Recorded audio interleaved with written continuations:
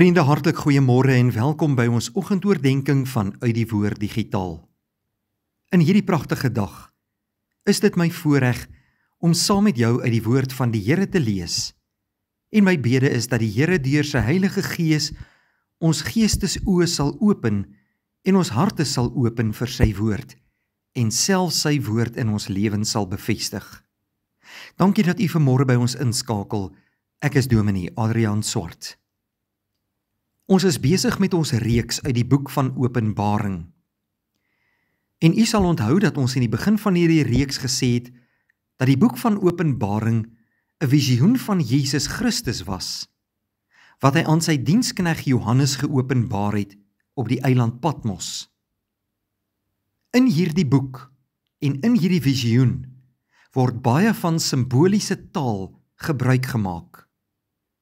Daarom kan ons die woorde van Openbaring nie alles as letterlik sien nie, maar moet ons kyk na wat die werklike betekenis van hierdie simboliese taal is.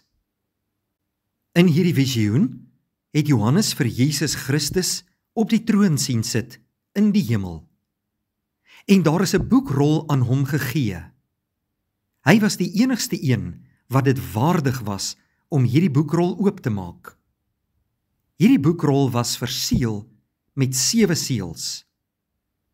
Ons het reeds gevorder tot by nommer 6.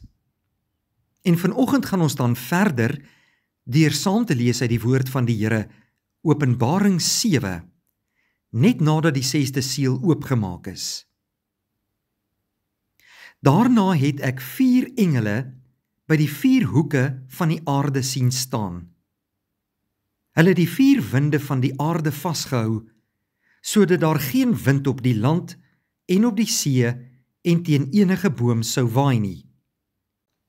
Ek het ook 'n ander engel van die ooste af sien kom, met die seël van die lewende God. Hy het met 'n harde stem geroep na die 4 engele aan wie mag gegee is om die land en die see te tref. En het vir hulle gesê: Moenie die land en die see en die bome tref nie. Ons moet eers die dienaars van ons God op hulle voorkoppe merk met die seël. Ek het die getal gehoor van die wat gemerk was, en dit was 144.000. Hulle was uit elke stam van die volk Israel.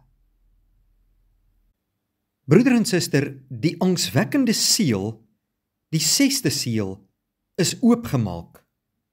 En die mense het probeer om vir die Here weg te kruip. Hulle roep dinge uit soos: Wie sal staande kan bly? Terwyl hulle probeer om te vlug. En dan, wanneer dit lyk asof daar geen hoop meer is nie, kom daar 4 engele, wat die 4 winde van oordeel terughou, totdat al God se kinders verseël is. Eers dan sal hy die 7de seël oopmaak. 'n Seël is op 'n boekrol of op 'n dokument aangebring om die inhoud daarvan te waarmerk en te beskerm. God seël sy volgelinge met sy eie seël. Daardeur ontvang hulle simbolies 'n teken wat hulle as sy eiendom onderskei en beskerm. Daaruit kan ons aflei hoe belangrik die gelowiges vir die Here was. Die verseëling moet bloot simbolies verstaan word. En gryp terug na Esegiel hoofstuk 9, waar die bekommerdes oor Jerusalem ook 'n seël op die voorkoppe ontvang het. Die gedeelte, broeder en suster, wil eintlik net sê dat God sy eie ken en vir hulle omgee omdat hulle aan hom behoort. Die simboliese seël wat God op sy dienaars se voorkoppe aangebring het, is presies die teenoorgestelde van die simboliese merk van die dier, waarvan ons later in Openbaring hoofstuk 13 gaan lees. Aan hierdie 2 merke word die mense in 2 verskillende kategorieë onderskei, en dit is duidelik wie aan God behoort en wie aan die Satan behoort. Ons sien dwars deur die boek Openbaring hierdie tema, naamlik dat die Satan probeer om die groot werk van God na te boots. Daarna lees ons in ons teks van die 144.000 wat gemerk is vir God.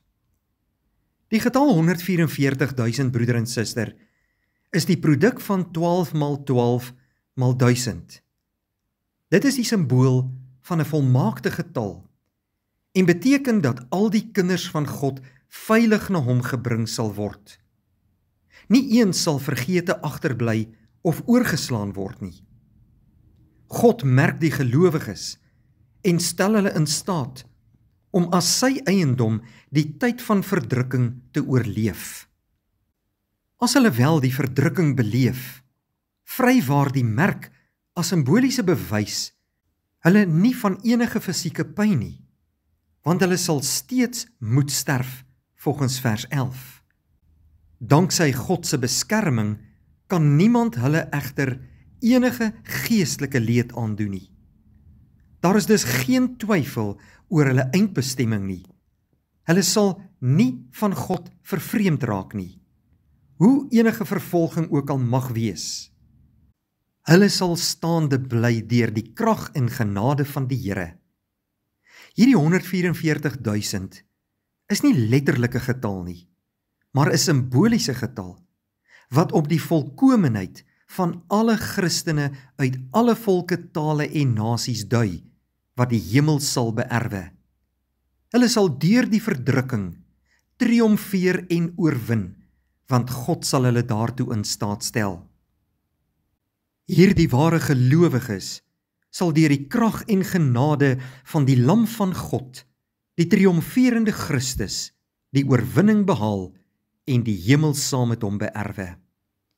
Kom ons dank vanmôre die Here, dat elkeen wat in hom glo, gered sal word, en deel van sy eiendomsvolk is. Mag die Here ons motiveer om altyd end uit te kan volhard, ten spyte van lyding en vervolging. Mag ons aan ons geloof getrou bly, en elke dag toegewyd en gewillig lewe, soos wat die Here van ons vra. Kom ons bid saam. Baie dankie Hemelse Vader vir hierdie nuwe dag, vir die hand van seën en liefde en genade oor ons. Dankie dat ons u eiendomsvolk kan wees, en dat elkeen wat in u glo nie verlore sal gaan nie, maar deel van u volk kan wees. Ons sal gered word deur die krag en genade van die Here. Seën vir ons hierdie dag, Here, met al sy uitdagings. Gee vir ons wysheid en insig om end uit in ons geloof te volhard. En dankie dat u ons Vader is, wat ons elke dag liefhet en versorg. In Jesus naam bid ons dit. Amen. Dankie vriende, 'n mooi dag vir u.